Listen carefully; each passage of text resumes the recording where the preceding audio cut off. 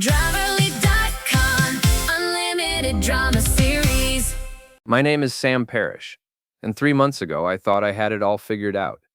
38 years old, co-owner of Parrish Electric, decent house in Ironville's better neighborhood, and a wife who still turned heads at the grocery store. Beth Parrish, formerly Beth Martinez, former prom queen, current pain in my ass. I should have seen it coming when she started wearing makeup to walk the dog. Ironville used to be something. Back when the steel mills ran 3 shifts, and men like my father could buy a house on a factory wage. Now it's all empty storefronts and broken dreams, held together by electrical contractors like me and the occasional meth lab explosion to keep things interesting. Sam, we need to talk. Beth's voice cut through my morning coffee like a rusty blade. She stood in our kitchen doorway, perfectly made up at 7 in the morning, wearing a dress that cost more than most people's rent. About what? I asked, though I already knew. The late-night texts, the mysterious girls' nights, the way she looked at me like I was something she'd stepped in. About us, about what we've become. What we'd become was her sleeping with half the town while I worked 60-hour weeks to pay for her lifestyle. But I kept that observation to myself, for now. I'm listening, I said. She sat down across from me, her wedding ring conspicuously absent from her finger. I think we should separate, just for a while, to figure things out. Figure things out. Right. Like there was some complex equation involved in her screwing around behind my back. Where would you go? I asked. John offered to let me stay at his place. John, my brother, my business partner, the man who'd stood beside me at our wedding 15 years ago and promised to always have my back. How generous of him, I said. Beth's eyes flashed. Don't be like that, Sam. John's just being a good friend. He understands what I'm going through. And what exactly are you going through, Beth? Being married to someone who doesn't appreciate me. Someone who takes me for granted. Someone who can't even satisfy his own wife. The words hung in the air like smoke from a house fire. I set down my coffee cup very carefully. The way you handle explosives. I see. Do you? Do you really? Because I don't think you understand how unhappy I've been. How lonely. Lonely. While I worked my ass off to keep her in designer clothes and spa treatments, she was lonely. Well, I said, we can't have that. Something in my tone made her pause. For just a moment, I saw a flicker of uncertainty in her eyes, but it passed quickly, replaced by that familiar look of contempt. I'll pack some things today. John's picking me up at 6. Of course he is. She stood up, smoothing down her dress. The girls will stay here with you, for now. Our daughters. Beau, 15, and Bree, 13. Both of them athletic, smart, and completely unaware that their mother was a cheating narcissist and their uncle was a backstabbing piece of garbage. How thoughtful of you to let me keep my own children. Sam, please don't make this harder than it has to be. Harder than it had to be. Like she wasn't the one blowing up our family for a roll in the hay with my brother. After she left, I sat in the kitchen for a long time, staring at my reflection in the black coffee. 40 years old next month. Graying at the temples. Crow's feet from squinting at electrical schematics. When had I become the kind of man a woman like Beth would throw away? The answer came to me as I heard John's truck pull into our driveway at exactly 6 o'clock. I hadn't become anything. I'd always been this. Beth had just decided she deserved better. Through the window, I watched my wife of 15 years carry 2 suitcases to my brother's pickup truck. She'd packed light, probably had more clothes at his place already. John didn't even have the decency to look ashamed. He waved at me through the window, like we were old friends, and he was just helping out with a favor. I waved back. 3 days later, I was sitting in the Parrish Electric office when Mary, our secretary, knocked on my door. Sam, there's something I think you should see. She handed me her phone. On the screen was a video from the Rusty Anchor, Ironville's premier dive bar. Beth, John, and a handful of their friends, raising glasses in a toast. To freedom, Beth's voice was slightly slurred. And to finally getting rid of dead weight. The camera panned to John, who was grinning like an idiot. Some people just can't handle a real woman, he said. Lucky for me, I can. More laughter, more toasting. More of my wife and brother celebrating the destruction of my marriage like they'd just won the lottery. There's more, Mary said quietly. She scrolled to another video. Same bar, same night. This time Beth was talking to Dana, her best friend and fellow parasite. You should have seen his face when I told him, Beth was saying, like a kicked puppy. Honestly, I don't know what took me so long. John's twice the man Sam ever was, in every way that matters. Dana giggled. Girl, you are so bad. I'm just getting started. Wait until the divorce is final. I'm going to take him for everything he's worth. The video ended. Mary was watching my face carefully. How long has this been going around? I asked. Since last night. It's got about 200 views so far. 200 people in Ironville had watched my wife publicly humiliate me. In a town of 8,000, that was basically everyone who mattered. Mary, do me a favor. Cancel my appointments for the rest of the day. Sure thing, Sam. You okay? I stood up and grabbed my jacket. Never better. Parish Electric had been in our family for 30 years. My father started it in the garage, building it into the most reliable electrical contractor in 3 counties. When he died 5 years ago, he left it to John and me equally, with our mother Ruth holding the deciding vote on major decisions. Ruth Parrish was 73 years old and tough as a steel-toed boot. She'd raised 3 boys on her own after Dad's first heart attack, and she didn't suffer fools gladly. She also had very strong opinions about family loyalty. I found her in the office kitchen, making her afternoon tea and scowling at a stack of invoices. "Nasmil," she said without looking up. "You look like hell." "Nuff. Thanks, ma. Always know just what to say." "Sit down. Tell me what's eating you." So I did. All of it. The separation, John's involvement, the videos from the bar. Ruth listened without interruption, her face getting harder with each detail. When I finished, she set down her teacup with a sharp click. "That little bitch," she said. "Ma, don't ma me. I never liked her and you know it. Too pretty, too entitled, too damn sure the world owed her something special. But John," she shook her head. "I raised him better than that. What do I do?" Ruth looked at me for a long moment. "What do you want to do? Honestly? I want to burn their whole world down," she smiled. It wasn't a nice smile. "Then maybe it's time you remembered you're a parish. We don't roll over for anybody." That evening, I was making dinner for the girls when John walked into my kitchen like he owned the place. Which, considering he was sleeping with my wife, maybe he thought he did. "Hey Sam, we need to talk." Beau and Bree looked up from their homework. I could see the confusion in their eyes. They knew something was wrong, but they didn't know what. "Girls, go upstairs for a minute. Your uncle and I need to discuss business." They left reluctantly. John waited until he heard their bedroom doors close. "Look, Sam, I know this is awkward." "Awkward?" I turned to face him. "My wife is sleeping with my brother, and you think it's awkward?" John had the grace to look uncomfortable. "It's not like we planned this. It just happened." "Right. Your dick just accidentally fell into my wife." "Don't be crude." "Don't be crude? You're screwing my wife in your apartment, and I'm being crude?" John's face hardened. "Maybe if you'd been a better husband, she wouldn't have needed someone else." I stared at him. This was my brother, the kid I'd taught to throw a curveball, the best man at my wedding, the person I'd trusted more than anyone in the world. "Get out of my house." "Sam, come on, we're adults here. We can work this out." "Get out of my house." He left, but not before giving me a look that said this conversation wasn't over. He was right about that. The next morning, I called an emergency meeting of the Parish Electric Board of Directors. That was me, John, and Ruth. We met in the conference room that doubled as a storage closet. "I want John out," I said without preamble. John laughed. "You can't be serious." "Dead serious. I want him bought out of his share of the company." "On what grounds?" John's lawyer voice was kicking in. He'd taken some business classes at the community college and thought that made him a legal expert. "Conduct detrimental to the company's reputation." "That's ridiculous. My personal life has nothing to do with Parish Electric." I pulled out Mary's phone and showed him the bar videos. 200 views and counting. "You think our customers want to do..."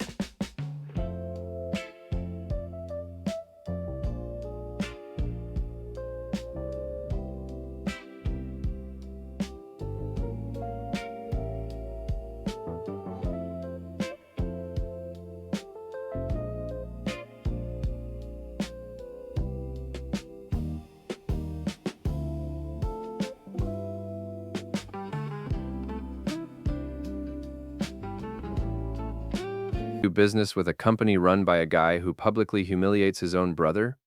John's face went pale. You can't use that. Actually, I can. Company morals clause. Dad put it in the partnership agreement after the Henderson incident. The Henderson incident involved our former partner getting drunk and trying to rewire the mayor's house while naked. It hadn't ended well for anyone involved. Ruth had been silent through this exchange. Now she spoke up. Jonathan, did you really say those things about your brother? Ma, you don't understand. Sam and Beth's marriage has been over for years. I understand perfectly. You betrayed your brother and made a fool of yourself in public. The question is what we're going to do about it. John looked between us, finally realizing he might be in trouble. You can't vote me out. I own 35% of the company. Ruth smiled that cold smile again. Actually, Jonathan, you own 35% of the voting shares. I own 40%. Samuel owns 25%. Guess who just got outvoted? The math hit John like a brick to the face. Ruth and I together controlled 65% of the company. We could do whatever we wanted. This is insane, John said. You're going to destroy the family business over a woman? No, I said. You already did that. John's buyout took 2 weeks to finalize. Ruth was ruthless in the negotiations, insisting on fair market value minus a penalty for breach of the morals clause. John walked away with enough money to live comfortably, but not enough to start a competing business. Beth was furious. You can't do this to us, she said when she called. John's worked for that company his whole life. So have I. Difference is, I didn't stab anyone in the back. You're being vindictive. I'm being practical. John made his choice. Now he gets to live with the consequences. This isn't over, Sam. No, it's not. She hung up. I sat back in my chair and smiled. For the first time in months, I felt like myself again. That weekend, I took the girls out to dinner at Romano's, the nicest restaurant in Ironville. We were just finishing our appetizers when Mark Halden walked in. Mark was what passed for a big shot in our little town. He owned a small tech company that did something with websites and databases. More importantly, he was handsome, wealthy, and recently divorced. The kind of man a woman like Beth might set her sights on. He stopped by our table with a smile that didn't reach his eyes. Sam, how are you holding up? Just fine, Mark. Thanks for asking. I heard about you and Beth. I'm sorry, man. Divorce is tough. The girls were listening to every word. I kept my voice level and pleasant. We're separated, not divorced. Just working through some issues. Right. Well, if you need anything, you know where to find me. He walked away, but not before giving me a look that said he knew something I didn't. After dinner, I dropped the girls at home and drove to the Rusty Anchor. I needed a drink and some time to think. Mark had crowded for a Saturday night. I found a stool in the corner and ordered a whiskey. I was halfway through it when I heard familiar laughter from across the room. Beth was sitting in a booth with Dana and 2 other women I recognized from her book club. They were all dressed up and drinking Cosmos like they were on Sex and the City instead of in a dive bar in Ironville. I'm telling you, girls, it's like I'm a whole new person, Beth was saying. John makes me feel alive again. And Mark? She giggled. Let's just say he's very generous with his appreciation. Mark! So my suspicion was right. Beth wasn't just sleeping with my brother. She was working her way through Ironville's eligible bachelor population. You're terrible, Dana said, but she was laughing. How do you keep them from finding out about each other? Easy. John thinks he's my only lover, and Mark thinks I'm just separated and taking things slow. Men are so stupid. They believe whatever you tell them as long as you're good in bed. More laughter, more drinks, more of my wife treating our marriage like a joke. I finished my whiskey and left. But not before taking out my phone and opening the voice recorder app. Next Monday, I had lunch with Rick Morrison, my best friend from high school. Rick was a cop now, one of Ironville's finest, which wasn't saying much but meant he knew all the local gossip. So Beth's really moved in with John? He asked around a mouthful of sandwich. Temporarily, until she finds something better. Like Mark Halden? I looked up sharply. What do you know about Mark Halden? Rick grinned. Same thing everyone else knows. He's been sniffing around your wife since before you two separated. Word is they've been seen together at that fancy hotel in Millbrook. Millbrook was the next town over, bigger and more anonymous than Ironville, perfect for a cheating wife who wanted to keep her options open. Interesting, I said. Sam, what are you planning? Nothing illegal. That's not what I asked. I smiled. Don't worry about it, Rick. Everything I do will be perfectly legal. That's what worries me. That afternoon, I called Mark Halden's office and made an appointment to discuss some electrical work. His company was expanding, he said, and they needed someone reliable to handle the wiring in their new building. I arrived at his office at 3 o'clock sharp. Mark greeted me with that same fake smile and led me to his conference room. So, Sam, I understand you're looking to expand Parish Electric's commercial operations. That's right. We're always interested in new opportunities. We spent 20 minutes discussing voltage requirements and building codes, professional stuff. Then Mark leaned back in his chair and got personal. I have to say, I admire how you're handling everything with Beth. A lot of guys would be bitter. No point in being bitter. These things happen. Still, it can't be easy, especially with John being family and all. Well, like nice. Mokona and met his eyes. What do you know about John and Beth? Mark's smile faltered slightly. Just what everyone's talking about. That they're close. Close. That's one way to put it. Sam, I hope you don't think I'm overstepping, but Beth's a beautiful woman. She's going to attract 2,000. I didn't get any jewelry. I was ending With a it. diamond goodbye gift? Watch more on Grammarly.com. attention. Maybe it's better that she's with someone you know and trust. Someone I know and trust. Like Mark himself, maybe? You're probably right, I said. Better the devil you know. We finished the meeting with Mark, promising to send me the building specifications. I shook his hand and left, but not before leaving a small digital recorder under his conference table. That evening, I was helping Bree with her math homework when my phone rang. Beth's number. Sam, we need to talk. I'm listening, not over the phone. Can you meet me somewhere? Where? The park on Elm Street, 20 minutes. She hung up before I could respond. I told the girls I'd be back in an hour and drove to the park. Beth was waiting by the playground, looking nervous. She'd traded her usual designer outfit for jeans and a sweater, trying to look approachable. Thanks for coming, she said. What do you want, Beth? I want to apologize for the way I handled things, for hurting you. Okay, apology noted. That's it? That's all you have to say? I shrugged. What do you want me to say? That it's okay? That I forgive you? That we can be friends?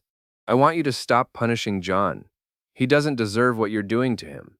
What I'm doing to him. I gave him a fair buyout. More than fair. You destroyed his career, his reputation, all because he fell in love with me.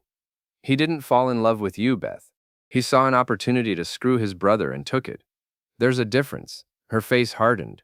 The fake remorse disappeared, replaced by familiar anger. You're pathetic, you know that? Sitting in your little house, feeling sorry for yourself, trying to drag everyone else down with you? Is that what I'm doing? Yes, and it's not going to work. John and I are happy. We're building a life together, and there's nothing you can do to stop us. I smiled. You're right. There's nothing I can do to stop you from being happy with John. Something in my tone made her pause. What's that supposed to mean? Nothing. Just that you're absolutely right. You and John deserve each other. I walked back to my car, leaving her standing by the playground, looking confused and angry. She had no idea what was coming. The next morning, I retrieved my recorder from Mark Halden's conference room. His secretary let me in under the pretense of measuring for electrical outlets. The device had captured 6 hours of conversations, including a very interesting phone call Mark had made around 4:30 the previous afternoon. Beth, sweetheart, we have a problem, Mark's recorded voice said. Your husband came by the office today asking questions. I think he knows about us. Beth's voice was faint but audible. That's impossible. I've been careful, maybe not careful enough. Look, I think we need to cool things down for a while, at least until your divorce is final. You're not dumping me because of Sam. Tell me you're not that much of a coward. I'm not dumping you. I'm being smart. Your husband just took down his own brother. What do you think he'll do to me if he finds out we're sleeping together? Sam's all bark and no bite. He won't do anything. Are you sure about that? Because John didn't think he'd do anything either, and now he's out of a job. There was a long pause. Then Beth's voice, harder now. Fine, we'll be more careful. But I'm not giving you up, Mark. Not for Sam, not for anyone. I'm not asking you to. Just, let's be smart about this. The conversation ended there, but it was enough.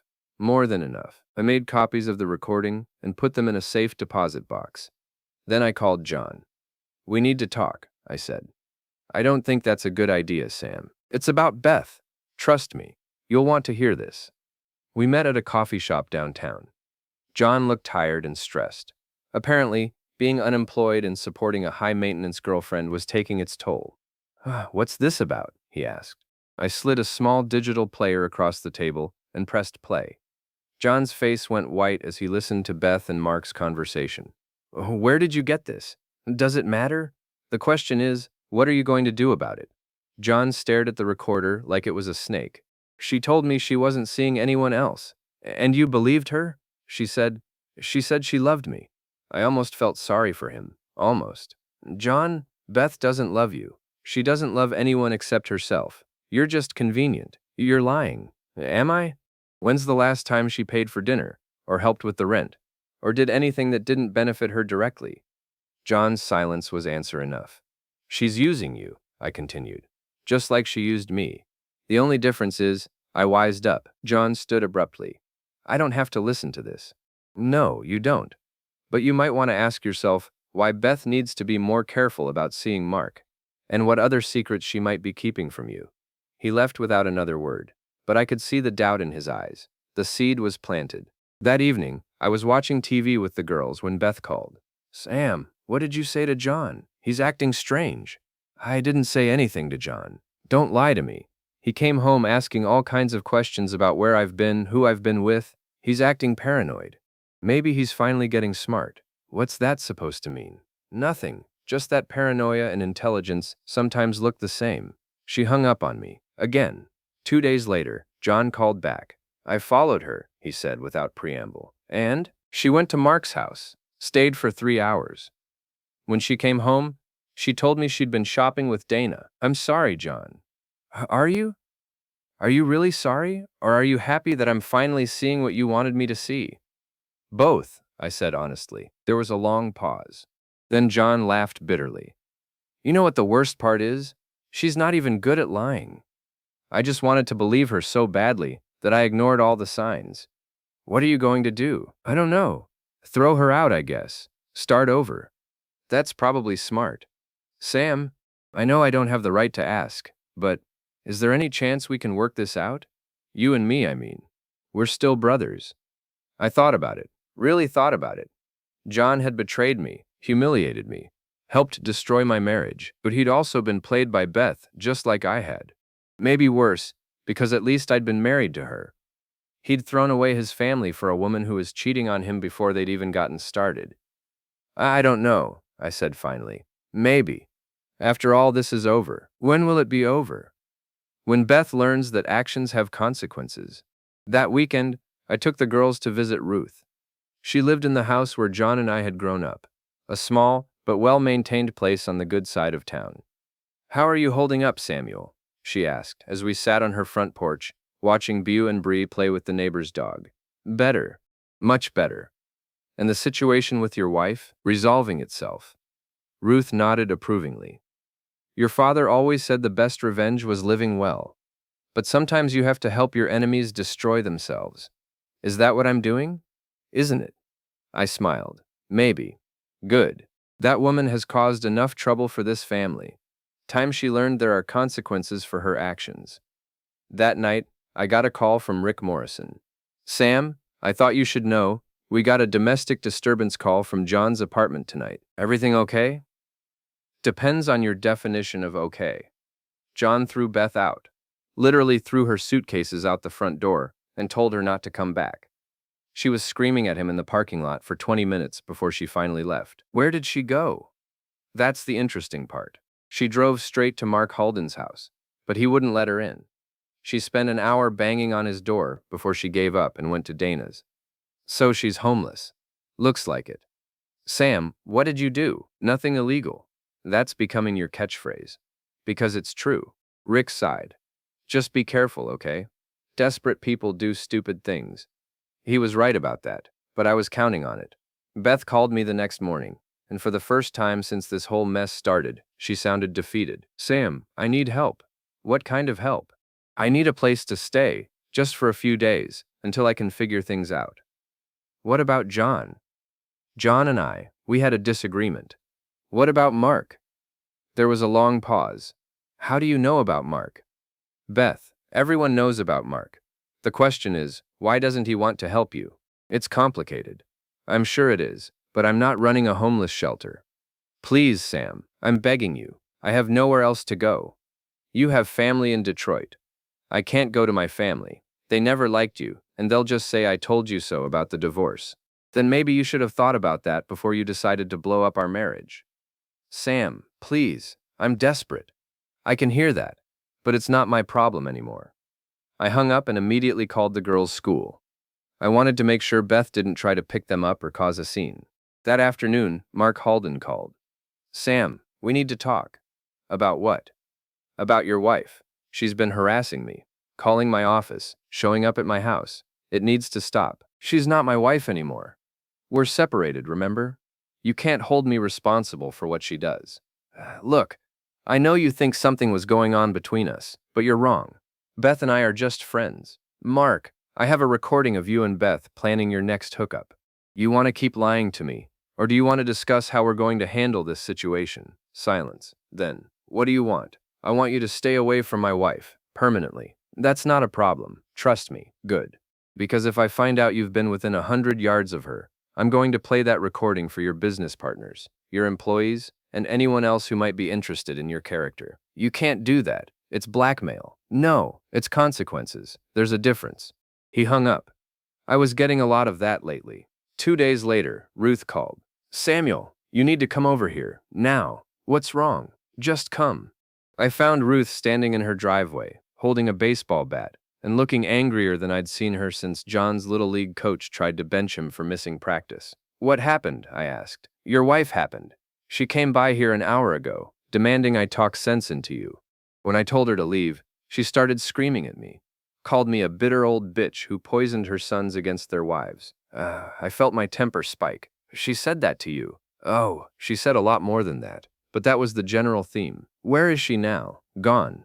I told her if she set foot on my property again, I'd call the police and have her arrested for trespassing. I looked at Ruth's front yard. Beth's car had left tire tracks in the grass, and there were several empty beer bottles scattered around the driveway. She was drinking? Drunk as a skunk. Probably been at it since breakfast. This was bad. Beth was spiraling, and when she spiraled, she got destructive. Ma, I want you to stay with us for a few days.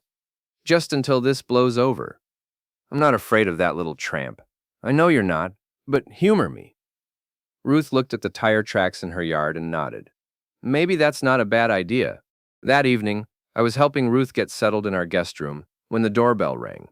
Through the peephole, I could see Beth standing on my front porch, swaying slightly and holding what looked like a bottle of wine. I opened the door, but left the chain lock engaged.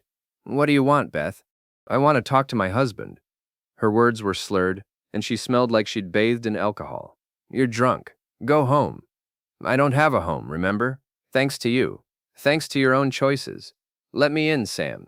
We need to talk about the girls, about custody. That got my attention. What about custody? I'm their mother. I have rights. You also have a drinking problem. I don't have a drinking problem. I have a husband problem. But I'm working on that. Behind me, I heard footsteps on the stairs. Beau and Bree were coming down to see what was happening. Girls, go back upstairs, I said without turning around. Is that Mom? Bree asked. Yes, but she's leaving. I'm not leaving without my daughters, Beth said loudly. You can't keep them from me. I'm not keeping them from you, but you're not taking them anywhere in your condition. My condition? What's wrong with my condition? You're drunk, Beth, and you're making a scene in front of the neighbors. I don't care about the neighbors. I care about my family. Since when? That hit home. Beth's face crumpled, and for a moment, I saw a glimpse of the woman I'd married 15 years ago. Sam, please. I know I screwed up. I know I hurt you. But we can fix this. We can go to counseling, work things out. It's too late for that. It's not too late. It's never too late. Yes, it is. You made your choice when you decided to sleep with my brother, and Mark, and whoever else you've been with. There's no one else. Beth, stop lying, even to yourself. She stared at me for a long moment, and I could see her cycling through emotions, anger, sadness, desperation, and finally, rage. Fine, she said, if that's how you want to play it. But this isn't over. I'll get a lawyer. I'll fight you for everything. The house, the business, the girls. When I'm done with you, you'll have nothing. Maybe, but you'll still be you. She threw the wine bottle at the door. It shattered against the frame, spraying glass and wine across my front porch. "You'll regret this, Sam Parrish. You'll regret the day you decided to cross me." She stumbled back to her car and drove away, weaving slightly as she pulled out of my driveway. I called Rick Morrison and reported the incident. Then I called my lawyer and started documenting everything. The war was about to begin. Beth's lawyer was a shark named Patricia Vance who specialized in taking men to the cleaners. She was expensive, aggressive, and very good at what she did, which made me wonder how Beth was paying for her services. The answer came during our first mediation session. "Mrs. Parrish is seeking 50% of all marital assets," Vance announced, including Mr. Parrish's share of Parrish Electric, the family home, and full custody of both minor children. My lawyer, a steady man named Tom Bradley, raised an eyebrow. "On what grounds?" "Emotional abandonment, financial abuse, and creating a hostile environment for the children."